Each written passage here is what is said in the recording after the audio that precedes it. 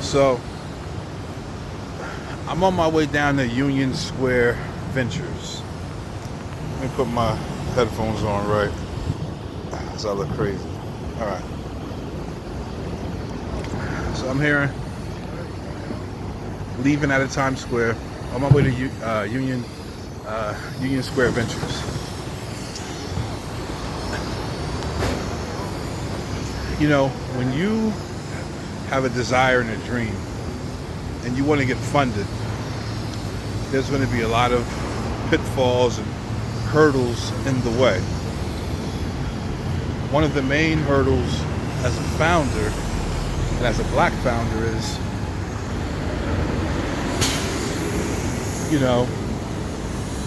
your background. Who are you? Did you go to Stanford? Did you go to Harvard? Did you go to Princeton? Did you work at one of these great tech companies? Are you a programmer? Oh, you're just a man with a dream.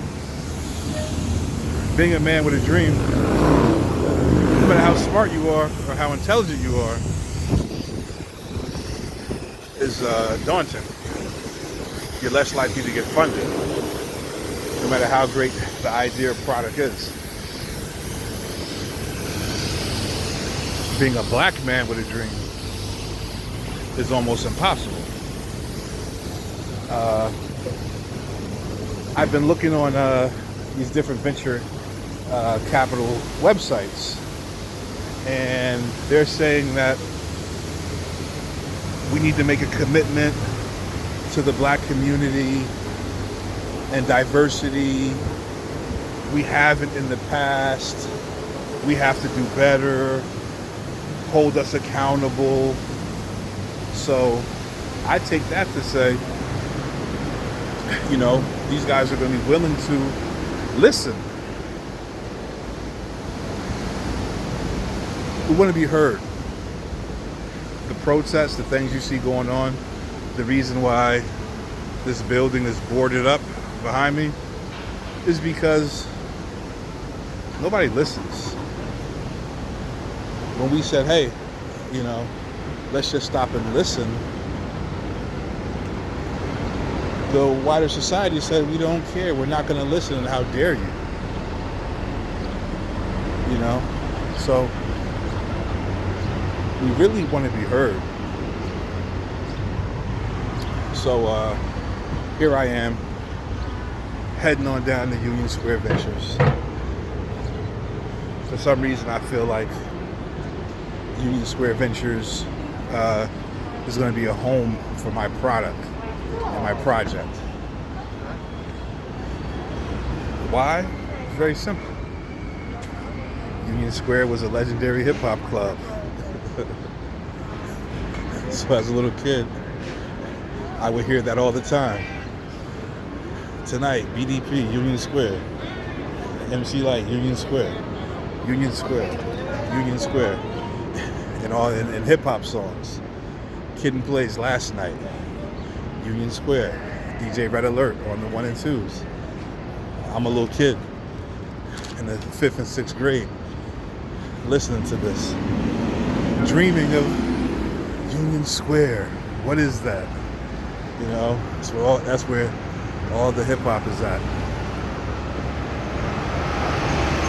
And so, even though the nightclub no longer exists, I didn't know it was named after, a particular place. So, when I hear the word Union Square, it always gives me good feelings. But as I research them, I see they invest in companies like mine. I see that they're willing to. They should be willing to listen, and they put out that statement.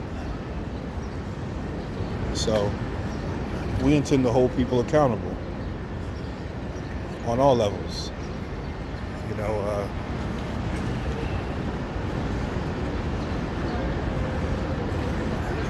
As a community, we're all connected. No matter what your social economic background is, your level of education, some way or another, we're all connected.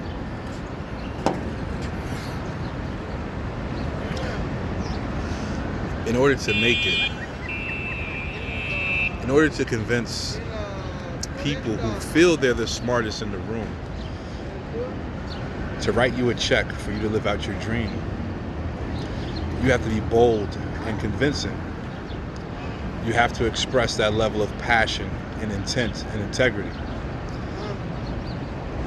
You have to have the ability to go against their first response to say no. You see, when it comes to diversity, it's the thing like, well, we want diversity, but that's not it. You know, I watched a guy, I believe from Sequoia, talking, and he said, yeah, diversity is important, but, you know, not diversity for the sake of diversity.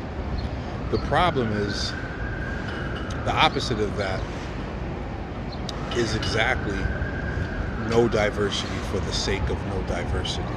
That's the reality. So, to be dismissive of the importance of diversity, it's a flaw, and he needs to be brought up to speed, because it comes from a place of being diverse is less than. Let me find a reason to not be diverse. That's what I hear when I hear him say that.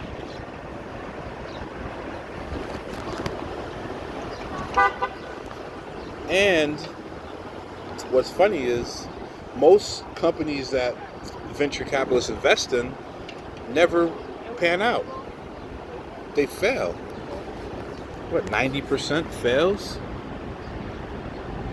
So if I walk into the room and you automatically, based on who I am and my background and my level of education, you feel I'm going to fail. But then, so you tell me no, but then you invest in companies that you expect to fail. It's like, well, why not diversity for the sake of diversity?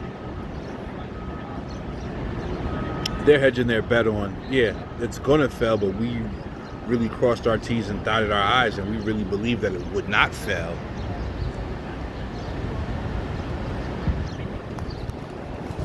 You know, we deserve the benefit of the doubt. We deserve the right to fail. We deserve the right to be funded and to create a culture and to be able to work for 5, 10 years towards a goal. And if it fails, something good will come out of that. They're more likely to fund what they call a serial founder.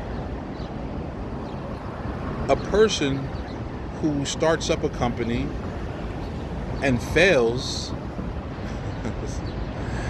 and then comes back and say, hey, I failed.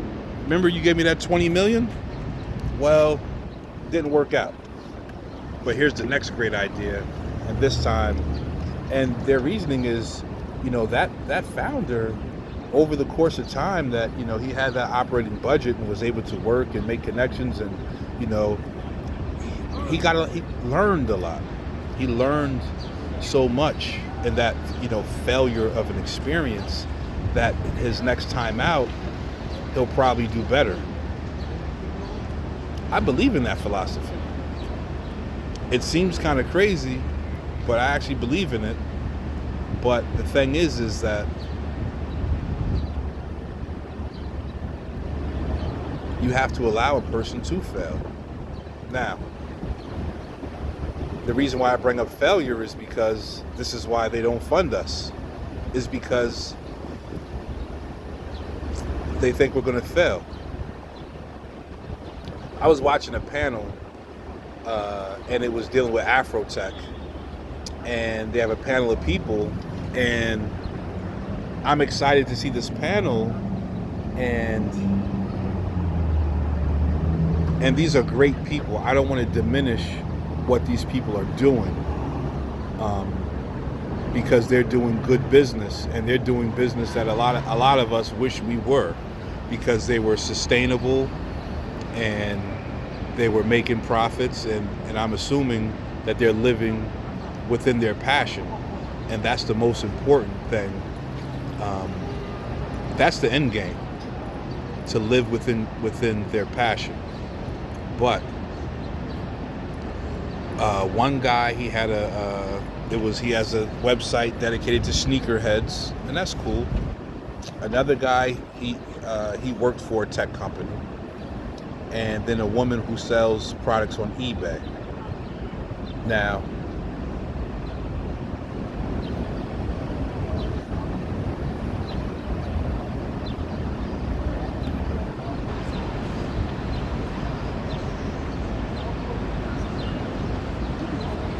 am I supposed to show this to my son, who wants to be an entrepreneur? Am I supposed to say, son, this is the height of, this is where black tech is, check out, watch this panel with me. Look, we have a guy,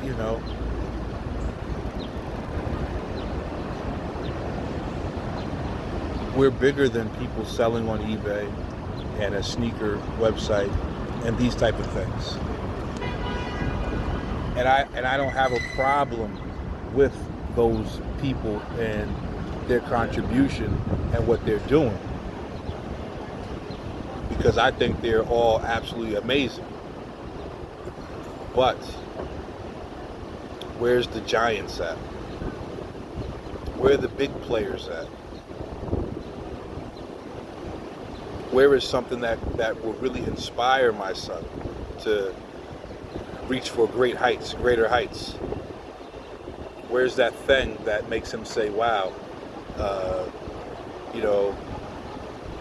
I want to go for it? And here's the reason why.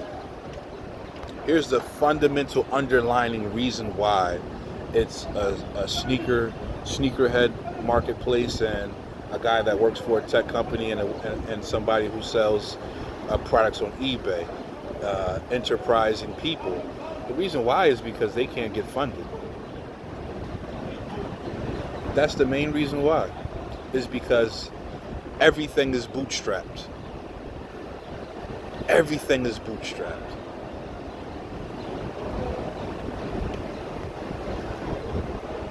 If you're a founder and you have Hulu, watch Silicon Valley. Watch that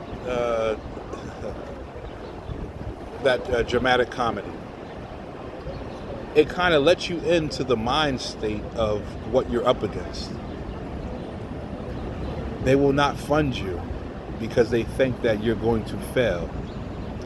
But then they'll fund something that is so crazy.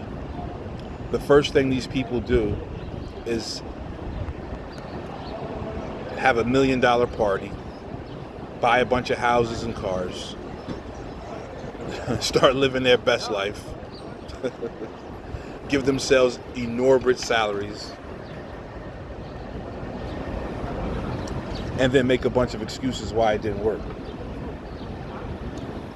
When you look at the people, when people say they prize the passion, when I look at the African American community, when I look at my community, that's where the passion is. You have Harlem Ventures, and God bless those brothers. God bless those brothers for trying, and trying to put a fund, putting funds together. But they really can't invest in seed companies. They can't invest in ideas. You look on their website and you see that they say, hey, we don't invest in plays. We don't invest in plays and music and things like this. And because we have creative people who have passion, and they say, hey, I want to get my play off the ground. You know what solves that problem? A thriving Afro-tech community. with large businesses and different players, and we all work together, and you create wealth. So you don't go to a venture capitalist to launch your play. You come directly to me, a CEO, or maybe a programmer who has enough stock and he's doing well, and he could, you could go to your community. This is how other communities go. People, they don't go to venture capitalists to get their plays and their projects off the ground, or to fund a nonprofit. They go to people who have stock and stake in these big companies that rule the world. That's where they go.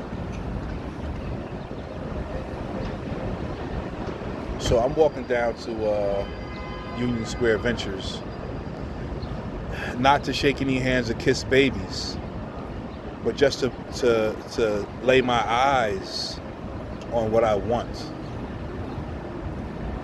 Just to see it and meditate over it. Because right now, I'm, just so you know, New York Health and Hospitals,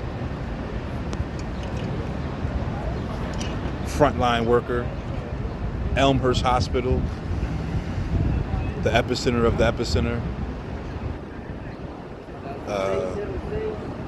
I worked there for 2 months as a temp employee because the world shut down and my job shut down, and for some reason New Jersey unemployment must have shut down, so no money coming in, and it's me and my son, and I got to take care of us.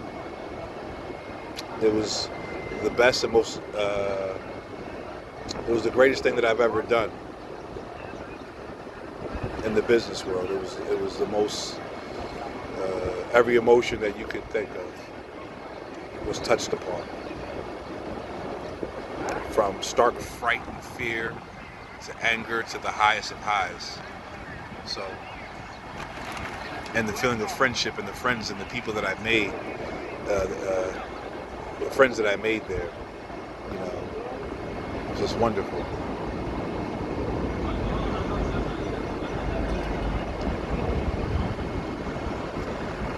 What's funny is, had I showed up at that hospital a year ago and said, hey, I would like a job here, they would have told me no. They would have told me, you don't qualify, you don't fit the mold, you don't have the experience, this, that, and next thing. But then when there's a pandemic, somehow, because nobody wanted to be in that building, most of the workers and the staff that worked there were either out sick or using their sick days to not have to go in there. And so by circumstance, hey, you qualify. Anybody qualified. Are you breathing? Can you walk and talk? Can you read? You can't read? Come on anyway. We'll draw pictures for you. It's that opportunity. So, as black founders, we're going to push. We're going to hold these people accountable. We're going to make the breakthrough, and we're going to be the catalyst that changes the world and changes our community. When you hear about what about Chicago, what about black on black crime, it's black business, black enterprises, black tech is what's going to solve those problems. We want to solve those problems. These are problems we want to solve. The end of black suffering. And that covers whatever kind of black you are. Straight, gay, trans, however you identify, however you don't identify. And all people in general. Because when you come from the lowest class, you don't have any desire to want to hold back anybody else. Totally anti-oppression, totally anti-bias, totally anti all of that stuff. Because we suffer from it. So me being for my race, I'm not against you. we all deserve to live well and live good and be happy and be free. So I'm gonna head on down. I'm gonna get back on my stroll, and but we're not gonna stop. We will be successful. We will win.